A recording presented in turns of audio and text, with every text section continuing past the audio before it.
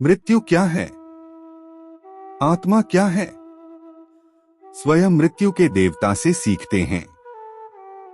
नचिकेता ने यम के द्वार पर 3 रातों तक प्रतीक्षा की। प्रायश्चित के रूप में यमदेव ने उसे 3 वरदान दिए। पहले वर ने उसके पिता के हृदय को शांति दी।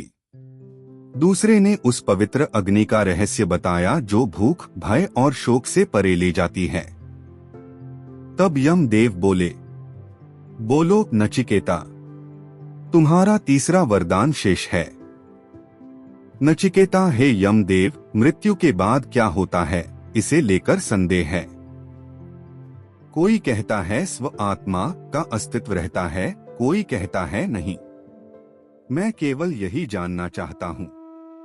इसके समान अन्य कोई वरदान नहीं। यमदेव ने बालक को देर तक देखा। देवताओं को भी कभी इस पर संदेह था। यह विषय सूक्ष्म है, समझना कठिन है। कोई अन्य वरदान मांग लो नचिकेता। पशु, हाथी, स्वर्ण और अश्व ले लो। विशाल भूमि और लंबी आयु ले लो। मैं तुम्हें समस्त कामनाओं का स्वामी बना दूंगा। भोग, संगीत, सौंदर्य और आनंद मांग लो। मैं तुम्हें स्वर्ग भी दे दूंगा। किंतु मृत्यु के बारे में मत पूछो। नचिकेता नहीं डिगा। नचिकेता, हे यम, ये सब केवल कल तक रहने वाले हैं। ये इंद्रियों को दुर्बल करते हैं। सबसे लंबी आयु भी अंततः आप में ही समाप्त होती है। नचिकेता, जिसने मृत्यु को देख लिया, उसे धन कैसे आनंद दे सकता है? मैं केवल यही पूछता हूँ, मृत्यु के बाद मनुष्य का क्या होता है? यमदेव के भाव बदल गए। 2 मार्ग हैं नचिकेता। एक श्रेय है, दूसरा प्रेय है। प्रेय सुखद है। यह आराम, भोग और सफलता देता है। श्रेय कल्याणकारी है। यह सत्य और मुक्ति की ओर ले जाता है। यमदेव आगे बोले, ये दोनों मनुष्य को विपरीत दिशाओं में बांधते हैं। जो श्रेय चुनता है वह परम पद पाता है।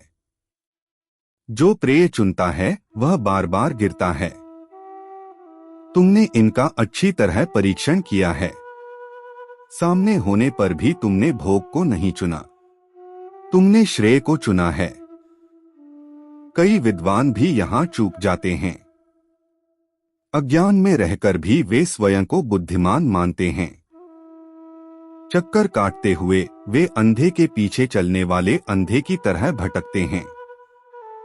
अविद्याया मंतरे वर्तमाना है। पर यह जान लो नचिकेता, विद्या और अविद्या एक समान नहीं है। अविद्या से मनुष्य कर्म और संसार से बंधा रहता है। विद्या से व्यक्ति मृत्यु के पार चला जाता है। जो केवल एक को जानता है वह बंधा रहता है। नचिकेता बिना पलक झपकाए सुनता रहा। नचिकेता, तब मुझे वह ज्ञान दीजिए जो सही और गलत से परे है, भूत और भविष्य से परे हैं, जन्म और मृत्यु से परे हैं। यमदेव की वाणी गहरी और स्थिर हो गई।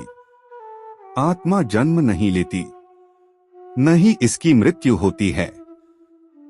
न जायते म्रियते वा विपश्चित।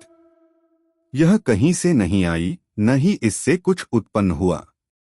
अजन्मा, सनातन, शाश्वत शरीर के मारे जाने पर भी यह नहीं मारी जाती। यदि कोई सोचता है मैं मारता हूं, या सोचता है मैं मारा गया हूं, दोनों नहीं जानते। आत्मा न मारती है न मारी जाती है। सूक्ष्म से भी सूक्ष्म, महान से भी महान, यह सभी प्राणियों के हृदय में छिपी है। नचिकेता ने धीरे से पूछा, नचिकेता, हे यमदेव, इस आत्मा को कैसे जाना जाए? यमदेव बोले, तर्क से नहीं, न केवल बुद्धि से, न बहुत अध्ययन से। यह आत्मा उसे ही स्वयं को प्रकट करती है जिसे वह चुनती है, जो स्थिर और शुद्ध है। फिर यम ने आगे कहा, आत्मा को रथ का स्वामी जानो। शरीर रथ है, बुद्धि सारथी है, मन लगाम है, इंद्रियां घोड़े हैं, इंद्रियों के विषय मार्ग हैं। जब बुद्धि में विवेक नहीं होता और मन अनियंत्रित होता है, तब इंद्रियां बेलगाम घोड़ों की तरह रथ को विनाश की ओर ले जाती हैं। किंतु जब बुद्धि स्थिर होती है और मन वश में होता है, तब इंद्रियां आज्ञा मानती हैं और यात्री यात्रा के अंत तक पहुंच जाता है। नचिकेता ने पूछा, नचिकेता, हे मृत्यु के स्वामी, वह अंत क्या है? अंततः क्या प्राप्त होता है? यमदेव बोले, जो शब्द और रूप से परे है, नाम और परिवर्तन से परे है, वही अंत है। ज्ञानी उसे ही स्व आत्मा के रूप में जानते हैं। यमदेव ने फिर उस पवित्र आधार के बारे में बताया जिसका सभी वेद उद्घोष करते हैं, जिसे तपस्या खोजती है, जिसकी साधक कामना करते हैं। वह शब्द मैं तुम्हें संक्षेप में बताता हूँ। ओम एतद्वै तदक्षरं ब्रह्मा। यही अक्षर निश्चित रूप से ब्रह्मा है। ओम एतदालंबनम श्रेष्ठम। यही सर्वश्रेष्ठ आधार है। इस आधार को जानकर मनुष्य निर्भय हो जाता है। इसे धारण कर वह ब्रह्मा में प्रतिष्ठित हो जाता है। नचिकेता ने सिर झुकाया। नचिकेता, और जो इसे जान लेता है, क्या वह फिर से जन्म लेता है? यमदेव ने शांति से उत्तर दिया, जब हृदय में बसने वाली सभी कामनाएं मिट जाती हैं, तब मरणशील अमर हो जाता है। यह मार्ग सूक्ष्म है, छुरे की धार जैसा पैना। कम ही लोग इसे पार कर पाते हैं। तब यमदेव ने अपना अंतिम आह्वान किया, उठो, जागो, ज्ञानियों के पास जाकर सत्य को जानो। नचिकेता बैठा रहा, मौन, स्थिर, निर्भय। मृत्यु का प्रश्न विलीन हो गया था। जो शेष रहा वह वही था जो कभी जन्मा ही नहीं।